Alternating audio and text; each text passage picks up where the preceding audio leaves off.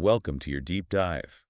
We're diving into human rights in the digital age today, but with a twist. With a twist. Well, get this. The expert draws some fascinating parallels.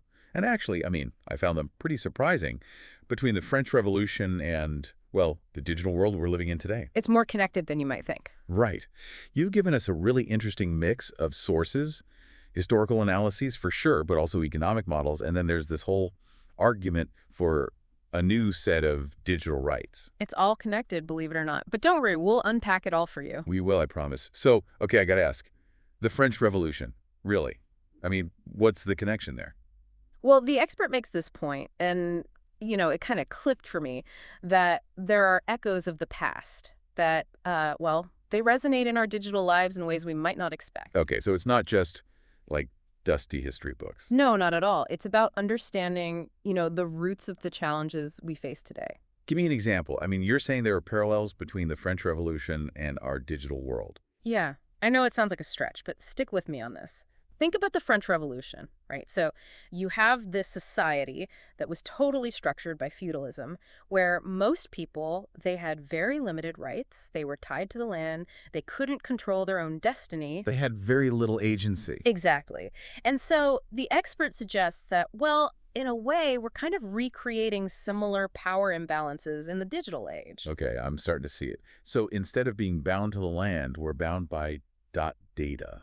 It's an interesting analogy, right? Think about it. You can't just opt out of data collection that easily. Algorithms, which, let's be honest, are often kind of opaque and controlled by a few powerful companies, these algorithms shape our online experiences. We've all had that moment where we're like, why am I seeing that? Exactly. And that's what the expert's getting at. It creates a system, this digital world, where exploitation can easily take root, just like in, the feudal era. So it's like history's rhyming, not repeating, but with these kind of unsettling echoes. Exactly. Now, we also have to remember that the French Revolution, it wasn't all smooth sailing. There was a lot of chaos. Right. It led to the Reign of Terror and then ultimately Napoleon.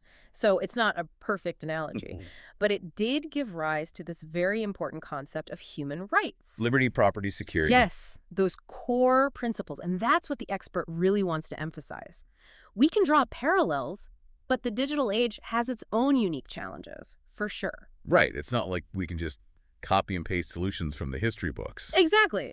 But understanding that spirit of revolutions, the fight against oppression, the demand for rights, the desire for a more equitable society that's critical, and you know what?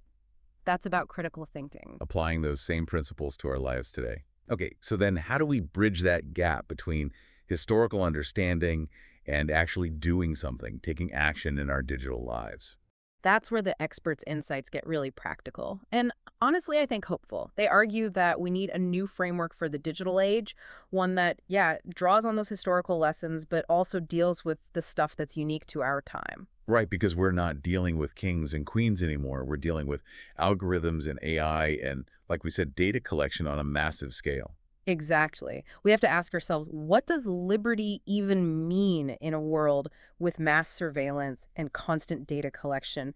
What is property when it comes to our own data? And how do we guarantee security when we have things like cyber attacks and these, misinformation campaigns running rampant? So it's like we need a digital rights of man. And some of the sources we looked at, they're proposing exactly that, a framework for how to protect individuals in this new digital landscape. So we were talking about this idea of digital rights, a framework for the digital age. A digital rights of man, like we were saying. Yeah, exactly. And one of the big ones that the expert really focuses on is this right to consent.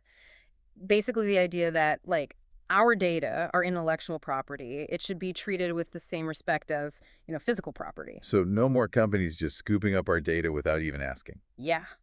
It's about having control over what's ours. Especially with AI now. AI needs data, right? That's how it learns. Exactly. And the expert brings up those AI image generators, the ones that can create these crazy realistic images. They're trained on huge data sets of art, right? But a lot of times that art is scraped from the web without the artists ever knowing. Without their consent. Right.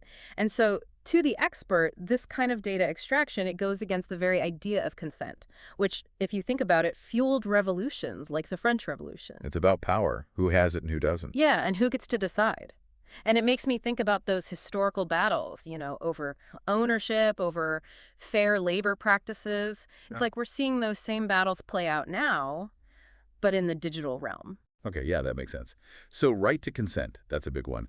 What else? What other digital rights are they talking about? Well, another one that really stood out to me was the right to a non-exploitative business model. Okay, so what does that mean exactly? Basically, the expert is arguing that if a business, any business, but especially in tech, if their whole model depends on exploiting people's data Hmm. or, just kind of trampling on those digital rights we were talking about, then, well, it's flawed from the start. So time to rethink how some of these big tech companies are operating. Yeah, I mean, that's what the expert seems to be suggesting. And they actually point to democratic socialism as an alternative model, one that, in their words, prioritizes both human well-being and sustainability. Democratic socialism, huh? That's a term that can get some people a little, I don't know, maybe apprehensive. Yeah, I get it. But I think it's important to hear what the expert is actually saying here. It's not about, some radical overhaul of the entire system. It's more about acknowledging that, look, unchecked capitalism, especially in the digital age, well, it can have some pretty unintended consequences. Like, remember we talked about how the French Revolution had its own chaos? It's kind of like that. And so the expert suggests that maybe by taking some principles from democratic socialism, things like, oh, I don't know, like really thinking about the social impact of business decisions, or maybe like using regulation a little more thoughtfully, that we can actually create a digital landscape that's, still innovative but also equitable. So finding that balance between like encouraging progress but also protecting people's rights. Exactly. It's about what the expert calls intelligent regulation, not just, knee-jerk reactions or trying to stifle innovation altogether. I like that. Intelligent regulation. So give me an example. What does that look like in the digital age? Well, think about misinformation. It's everywhere these days, right? And it can have real-world consequences. So the experts suggest that instead of, I don't know, censorship, we could have regulations that require these platforms, the ones where misinformation spreads like wildfire, to be more transparent about how their algorithms work and to take responsibility for, like, the spread of really harmful content. So holding these companies accountable for the impact they're having on society. Yes. Because right now, they have a lot of power, right? A lot of power. Yeah, and as the saying goes, with great power. That's great responsibility. Exactly. It's like we have governments that regulate physical spaces, right? Yeah. They make sure buildings are safe. They try to ensure some level of fairness in the market. Well, the expert's saying we kind of need that in digital spaces too. We need to protect citizens' rights even when those rights are playing out online. Yeah, it's not a free-for-all just because it's happening in the digital world. So, Yeah. okay, intelligent regulation, I'm with you. But how do we make sure it doesn't become like overly burdensome? How do we make sure Right. it actually is intelligent? That's $1 million question, right? And to be honest, I don't think there's an easy answer. But the expert stresses that it has to start with, like, open dialogue, real collaboration. It can't just be policymakers, making decisions in a vacuum. You need technologists, ethicists, and everyday citizens all coming together to figure out a system that works, a regulatory framework that is effective but also adaptable. Yeah. Because technology changes so fast. It's a tall order. It is. But I think the expert is cautiously optimistic, and to be honest, they kind of make me feel that way too. Like, if we can learn from those revolutions of the past, and if we can actually use critical thinking to deal with these new challenges, and if we can be brave enough to demand better, I think we can actually create a digital future that's, well, that's worthy of who we are. I like the sound of that. Back for more and ready to unpack some of those economic models the expert uses. Because believe it or not, when you apply these concepts to, like, our everyday digital interactions, it gets really interesting. Okay, convince me. All right, let's start with this. The tragedy of the commons. Ring a bell. Yeah, but I'll be honest, I always pictured like a public park with too many people in it, not the internet. Okay, so picture this. A digital pasture, right? And it's filled with blogs, articles, stories, online writing, basically. Everyone benefits from that, right? A rich ecosystem of content. Totally. But then some companies come along and they start scraping all that content, all those words, to train their AI. No permission, no credit, no compensation. So those writers are getting like digitally grazed upon. And that's the tragedy. The companies, they might profit in the short term, but if everyone stops sharing, if writers say, hey, forget this, I'm not putting my work out there for free anymore, then everyone loses in the long run. The commons is depleted. Interesting. So it's like those historical fights, right? Over common land, resources. But now it's our digital commons that we need to protect. Right. And this actually connects to another idea, the concept of externalities. Remember that example with the crime organization and the toxic waste? Oh, yeah, kind of hard to forget that one. It was vivid, but the point is there's this ripple effect, right? The organization, they profit from doing something really harmful, but it's the town that pays the price. With pollution, with health problems, the list goes on. Okay, and in the digital world, what's the toxic waste? What's the equivalent? Think about all that data that's being collected about us. Every click, every search. Companies are gathering this up, but are they explaining how it's used? What the long-term consequences might be? Not really. So it's like we're the town and we're dealing with this like digital pollution. It's about recognizing that our digital actions, yeah, even small ones, they can have these huge impacts. And that's why, the experts proposing a bit of a shift in how we approach, well, especially business models in the tech world.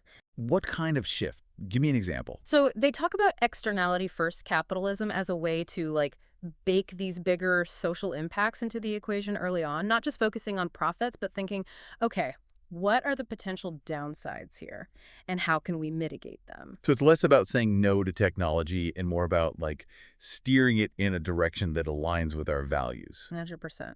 It's about saying we want innovation, yes, but not at all costs.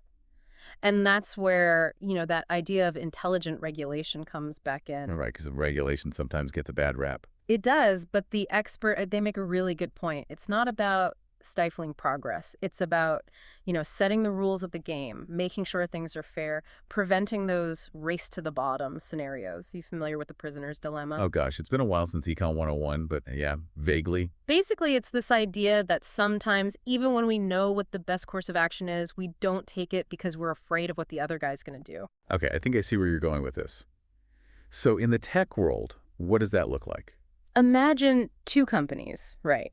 Maybe they both agree that, yeah, protecting user privacy, that's important, but they're also worried that if they invest in all this, robust privacy stuff and their competitor doesn't, well, they're going to lose out. So they both do the bare minimum, even if it's not really enough. Which ends up hurting everyone in the long run. And that's where intelligent regulation can actually be really helpful because it can level the playing field. It can create a situation where companies are actually rewarded for ethical behavior, where they're penalized for cutting corners or taking advantage of loopholes. So it comes back to incentives. Incentives, and I think, honestly, a bit of optimism. Because the expert, they really stress that this isn't about some inevitable dystopian future. It's about recognizing that we have a choice. We have agency.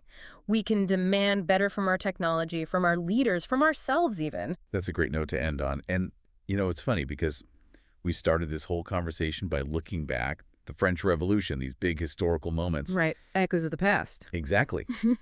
But in a way, it feels like what we've been talking about is really about the future. Yeah. And about how we can learn from the past to create a digital world that is, well, more just, more equitable, more human. And frankly, I think that's something worth fighting for.